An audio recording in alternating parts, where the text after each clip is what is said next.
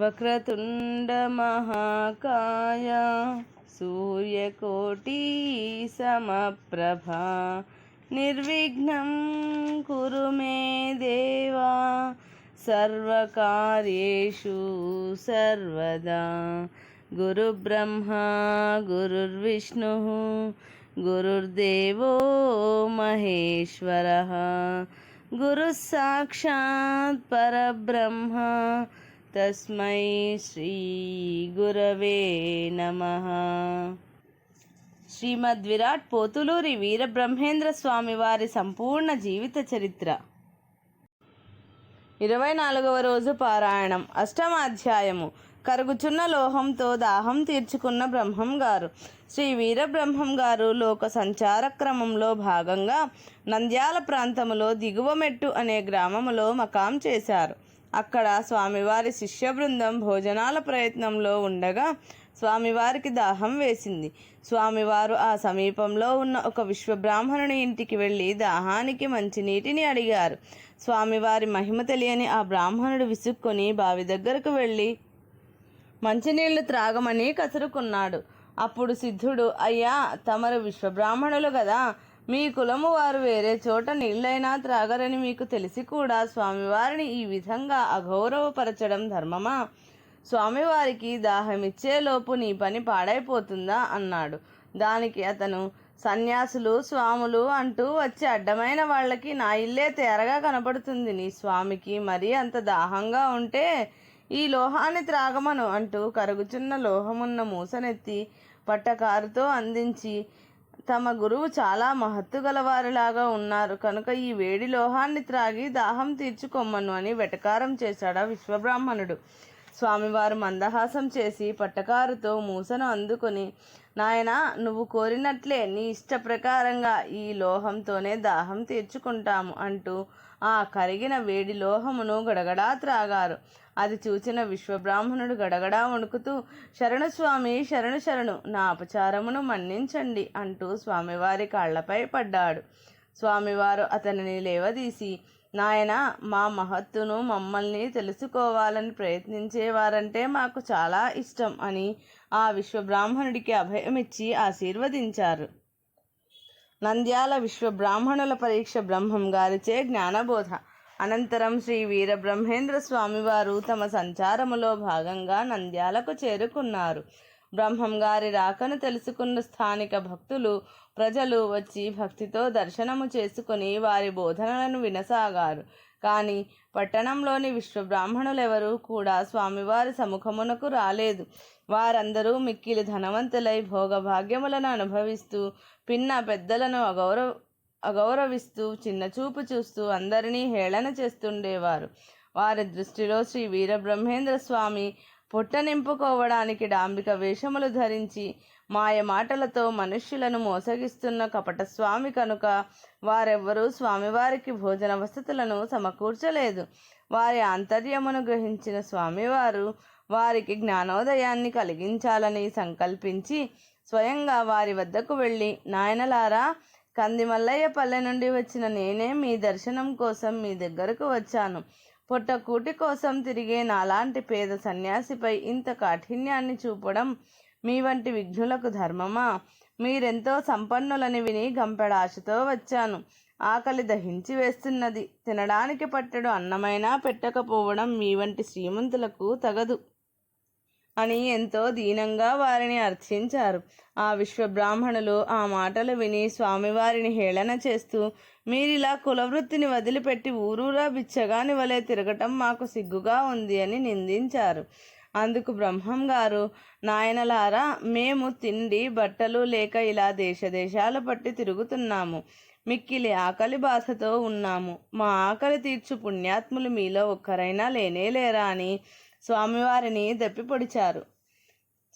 వారిని దప్పిపొడిచారు. అంత ఆకలిగా ఉన్నారా? ఎంత తింటారో చెప్పండి, వండి వార్పిస్తామని ఆ బ్రాహ్మణులు ఎద్దేవా చేశారు. స్వామివారు నవ్వి, మీరెంత పెడితే అంత తినేటంత ఆకలితో ఉన్నాం అని జవాబిచ్చారు. ఆ విశ్వబ్రాహ్మణులు వెటకారంగా నవ్వుతూ, అంత ఆకలితో ఉన్నారా? అయితే పుట్టెడు బియ్యం వార్పిస్తే సరిపోతుందా అని అడిగారు.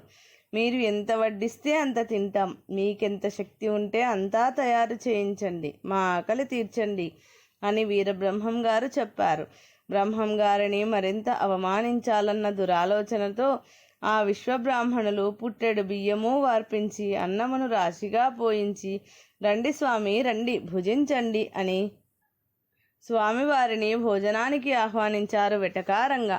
పుట్టెడు బియ్యపుటన్నం భుజించిన సిద్ధయ్య స్వామివారు శిష్య సమేతంగా అన్నరాశి దగ్గరకు వచ్చి సిద్ధయ్యను పిలిచి, సిద్ధ, ఈ అన్నరాశిని నీవు క్షణంలో భుజించగలవా అని అడిగారు. సిద్ధయ్యతో భక్తితో నమస్కరించి, గురుదేవులు కటాక్షం ఉంటే ఈ రాశి నాకేమాత్రం తమ ఆజ్ఞ అని అన్నాడు సిద్ధుడు.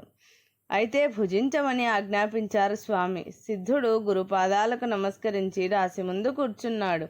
శ్రీవారు సిద్ధయ్య శిరస్సును హస్తముంచి ఆ రాశి నుండి ఒక పిడికెడు అన్నాన్ని తీసి, కానీ ఇంకా ఆలస్యం దేనికి, భుజించు అని ఆజ్ఞాపించారు. అక్కడ ఉన్న వారందరూ చూస్తుండగానే క్షణకాలంలో సిద్ధయ్య ఆ రాశిని ఒక్క మెతుకైనా మిగల్చకుండా భుజించాడు. ఎర్రనైన కన్నులు జ్యోతుల వలె ప్రకాశిస్తుండగా ఆవురావురమంటూ నోరు తెరుచుకుని, ఆకలి ఆకలి స్వామి, ఆకలి ఆకలి అంటూ కూర్చున్నాడు సిద్ధయ్య. పంచాననము వారి గుండెలు గుబేలుమన్నాయి. వండినవన్నీ అయిపోయాయి, ఇంకా ఆహార పదార్థాలు లేవు. ఏం చేయాలో తెలియక గజగజలాడిపోయారు. స్వామివారి మహిమను గ్రహించలేక మూర్ఖులమై శ్రీ వీరబ్రహ్మేంద్ర స్వాముల వారిని ధనమదంతో ఐశ్వర్య గర్వంతో పరిహసించాము. ఇప్పుడు సిద్ధయ్య సింహములా నోరు తెరుచుకొని కూర్చున్నాడు. ఇతని ఆకలిని తీర్చగలిగేదెట్లా, మన గతేమి అనుకుంటూ ఆవేదనతో వాపోయారు. అప్పుడు వారిలో కాస్తంత బుద్ధి జ్ఞానం ఉన్నవాడు ఒకడు ముందుకొచ్చి, మన అహంకారానికి ఇది బ్రహ్మం గారు చెప్పిన గుణపాఠం. ఇప్పుడు విచారిస్తూ కూర్చుంటే ప్రయోజనం లేదు. శ్రీ బ్రహ్మం గారి పాదాలపై పడి రక్షించమని మొరపెట్టుకోవడం ఒక్కటే మనకి దిక్కు అని హెచ్చరించాడు. అప్పుడు విశ్వబ్రాహ్మణులంతా ఒకటై వచ్చి స్వామివారి ముందు చేతులు జోడించి, స్వామి, మా తప్పు మన్నించి మమ్మల్ని రక్షించండి అని ప్రార్థించారు. అలా వారికి జ్ఞానోదయమైనందుకు స్వామివారు ఎంతగానో సంతసించారు. నాయనలారా, అతిథి మర్యాదలెరిగిన సంపన్నులైన మీరంతా ఒక్కని ఆకలి బాధను తీర్చలేరా? అర్ధాకలితో ఉన్న నా శిష్యుణ్ణి చూడండి, మమ్మల్ని కూడా మృంగివేసేటట్టున్నాడు. త్వరగా వంటలు తయారు చేయించి కనీసం అతని ఆకలినైనా తీర్చండి. అతిథిని ఇలా అర్ధాకలితో వదిలివేయడం మీ వంటి శ్రీమంతులకు బుద్ధిమంతులకు తగిన పని కాదు అన్నారు బ్రహ్మం గారు. స్వామివారి మాటలకు పంచాననము వారు సిగ్గుపడి తలలు వంచుకొని, స్వామి, మా అపరాధాన్ని మన్నించండి, మమ్మల్ని నీట ముంచినా పాల ముంచినా మీదే భారము అంటూ వీరబ్రహ్మం గారి పాదాల మీద పడ్డారు. అంతటా స్వామివారికి వారి యందు కరుణ కలిగి తన పిటికిట పట్టి ఉన్న అన్నమును ఆవురావురంటున్న సిద్ధయ్య నోటికి అందించారు. ఆ ముద్దను తిని సిద్ధయ్య శాంతించి భోజనం ముగించుకున్నవాడై లేచి నిలబడి గురుదేవునకు నమస్కరించాడు. అప్పటికి తేరుకున్న ఆ విశ్వబ్రాహ్మణులందరూ స్వామివారిని పదే పదే ప్రశంసించారు. తమకు జ్ఞానోపదేశము చేయమని ప్రార్థించారు. స్వామి ప్రసన్నులై వారి కోరిక మేరకు ఆ గ్రామంలో మరికొన్నాళ్ళుండి వారికి బ్రహ్మోపదేశం చేశారు. పంచాననము వారికి తత్వోపదేశము. అత్యంత భక్తి విశ్వాసములతో వచ్చిన విశ్వబ్రాహ్మణులను తమ ముందు కూర్చోమని చెప్పి వారిలో గల మేధావిని ఒకరిని ముందుకు పిలిచి అతనిని తాను ప్రశ్నిస్తూ అతడిచ్చే జవాబు పరంగా శ్రీ వీరబ్రహ్మేంద్ర స్వామి తత్వమును ఆ విశ్వబ్రాహ్మణులకు ఉపదేశించసాగారు.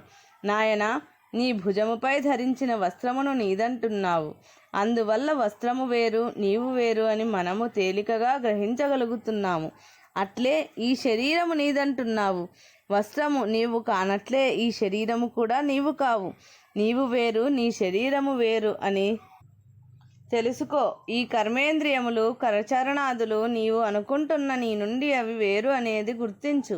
నీవి అని అనుకుంటున్న ఇవి నీవని ఎట్లు తెలుసుకుంటున్నావో ఆలోచించు. నీ మనస్సు వల్ల తెలుసుకుంటున్నావు. నీవు వేరు, నీవు అనుకుంటున్నవి అన్నీ నీ నుండి వేరైనా వాటిని నీవి అనిపిస్తున్నట్టిది నీ మనస్సు. కావున మనస్సు చంచలమైనదని గ్రహించు. అటువంటి చంచలమైన మనస్సును, ఈ పంచేంద్రియములను పరిపాలించున్నది బుద్ధి. ఈ బుద్ధి వల్ల మాత్రమే మనము నీవు, నేను, నీది, నాది, ఇది, అది అని తెలుసుకొనగలుగుతున్నాము. ఇలా తెలుసుకోవడాన్నే జ్ఞానము అంటారు. మానవుని బుద్ధికి ఈ జ్ఞానానికి కారణము ఆత్మ లేని జీవి లేడన్నది మన మహర్షులు తెలుసుకున్న సత్యం.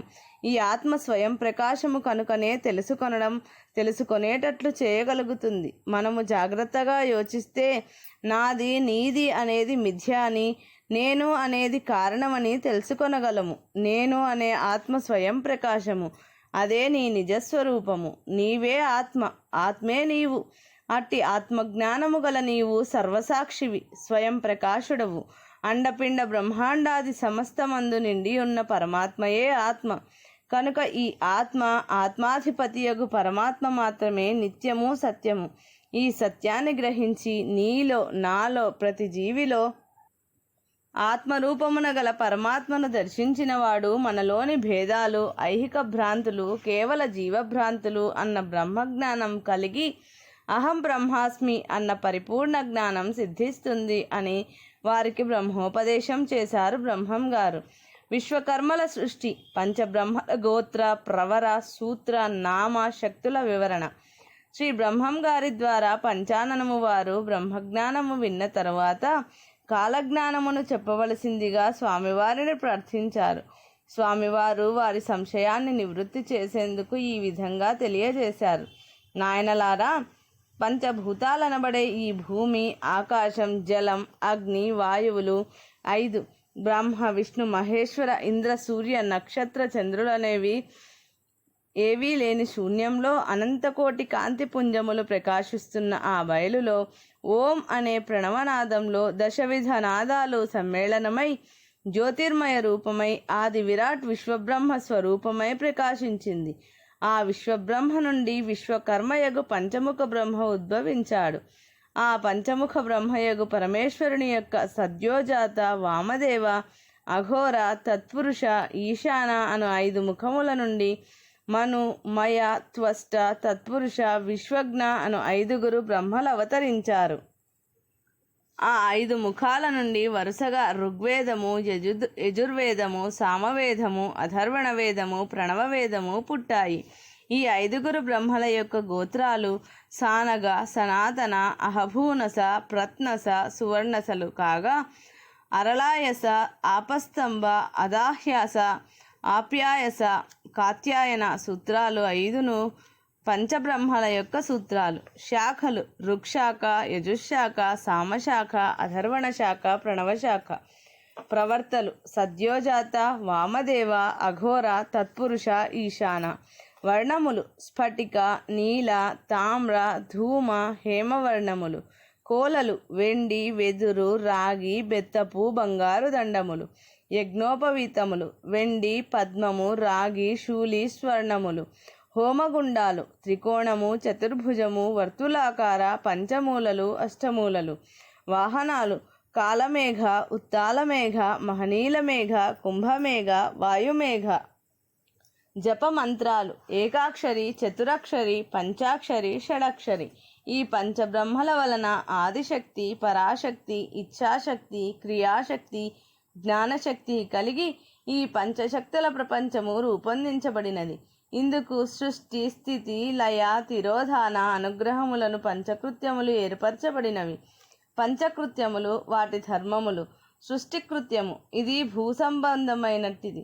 భూసారమును బట్టి దేవతలు, మానవులు, పశుపక్ష్యాదులు, కీటకాలు, మృగాలు, ఈ స్థావర జంగమాలకు సప్తధాతువులు, వాటి వలన స్త్రీ పురుష జాతులు, ఆత్మలు ఏర్పడుతున్నాయి.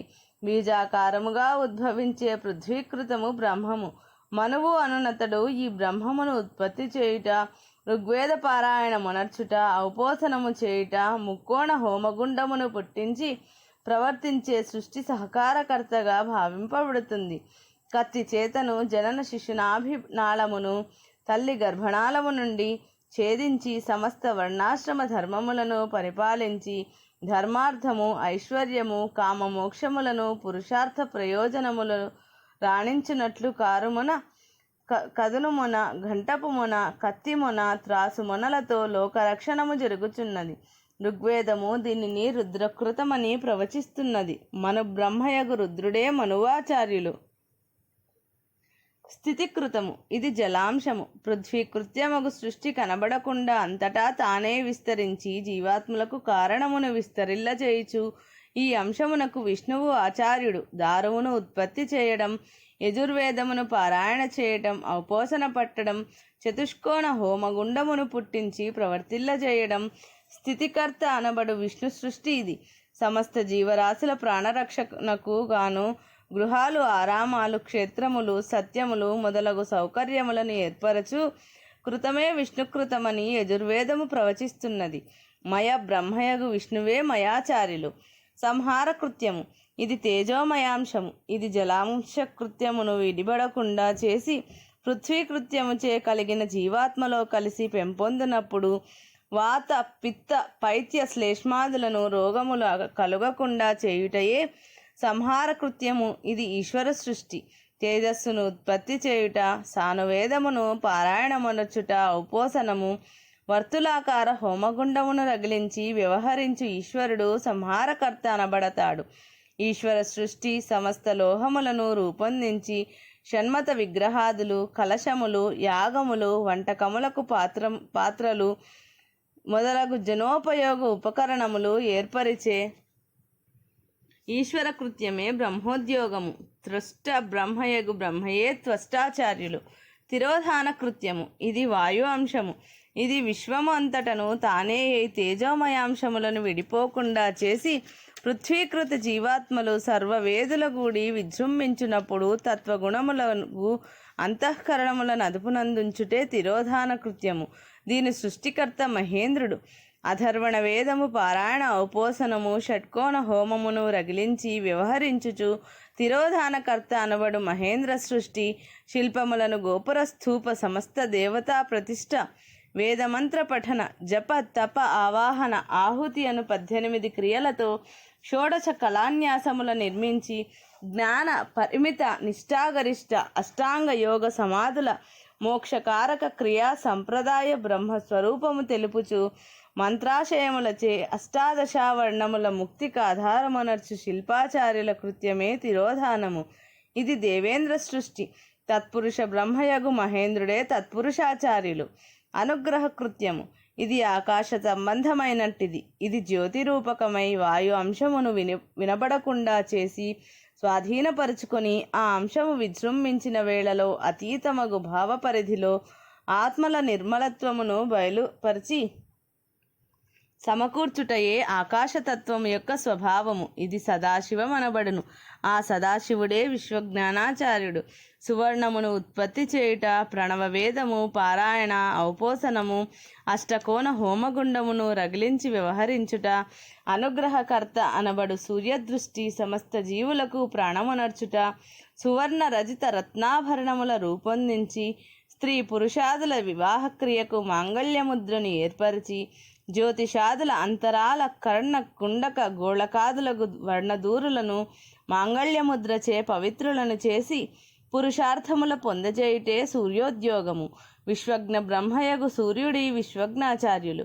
పంచబ్రాహ్మణులు ఆచార్యత్వము వహించి పంచవేద ప్రమాణమగు పంచకృత్యములు ఆచరించుట వలన పంచభూతాత్మకమగు ఈ సృష్టి జరుగుచున్నది. వేదములు, వేదాంగములు, నిగమాగమ శాస్త్రములు, సిద్ధాంతములు, ఇతిహాసములు, పురాణములు, నాగరఖండ, మూలస్తంభ సూత్రములు, 66 శిల్పములు, ప్రజాసూచిక, మానభేద, మానసార, ఆదిసార, బహూవృత, విశ్వబోధ, నాసిక, తాపీల, విశాల, ఠాయావ, నామసంహిత, ఇంద్ర, వజ్ర, విశ్వ, సోమ, కౌశిభ, మగ్రద, విత్తార, సయుద్ధక, మయ, విశ్వేశ్వర, విశ్వకర్మ, విశ్వసార, వృత, వళ, దాపట్ట, భాను, కర్పార్వ, సృష్ట, పారాచర్య, ఆర్యకట్టిక, హనుర్మాన, వాస్తుబోధ ఆదిగా గల 33 వాస్తుగ్రంథములు ఈ పంచభూత సృష్టిని చెప్పుచున్నవి.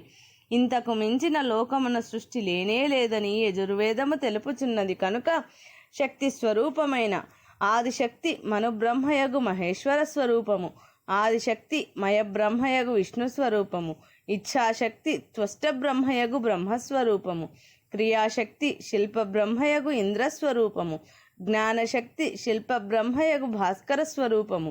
అందువల్లనే శక్తి యొక్క ప్రాముఖ్యతను వివరిస్తూ ఉమామహేశ్వరాభ్యాం నమః, లక్ష్మీనారాయణాభ్యాం నమః, వాణి హిరణ్య గర్భాభ్యాం నమః అని వేద ప్రమాణము వెల్లడించుచున్నది.